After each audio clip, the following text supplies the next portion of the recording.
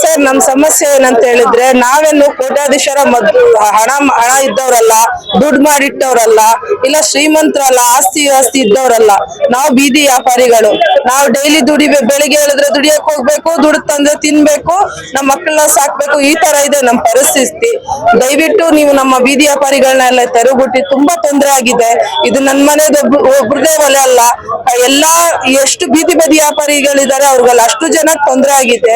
ದಯವಿಟ್ಟು ನಮ್ಗೊಂದು ವ್ಯಾಪಾರ ಮಾಡಕ್ಕೆ ಅವಕಾಶ ಮಾಡ್ಕೊಡಿ. ನಾವು ಎಲ್ಲಿ ವ್ಯಾಪಾರ ಮಾಡ್ತೀವಿ ಅದೇ ಸ್ಥಳದಲ್ಲಿ ನಾವೇ ನಿಮ್ಗೆಲ್ಲಾ ಫುಟ್ಪಾತ್ ಕೇಳ್ತಾ ಇಲ್ಲ. ಪಾದಚಾರಿಗಳಿಗೂ ಬಿಡಿ, ನಮಗೂ ಕೊಡಿ. ನಾವು ಕೇಳ್ತಾ ಇದೀವಿ. ನಾವು ಜಿಬಿ ಅಧಿಕಾರಿಗಳು ಕೇಳ್ತಾ ಇದೀವಿ. ಯಾಕಂದ್ರೆ ನಮಗೂ ಅಧಿಕಾರ ಇದೆ. ನಾವು ತೆರಿಗೆ ಕಟ್ತೀವಿ. ನಮಗೂ ದಯವಿಟ್ಟು ಬದುಕಕ್ ಕೊಡಿ. ನಮಗೂ ಒಂದು ಫುಟ್ಪಾತ್ ಅಲ್ಲಿ ನಮಗೂ ಒಂದು 6 ಅಡಿ 4 ಅಡಿ ಜಾಗ ಮಾಡ್ಕೊಡಿ.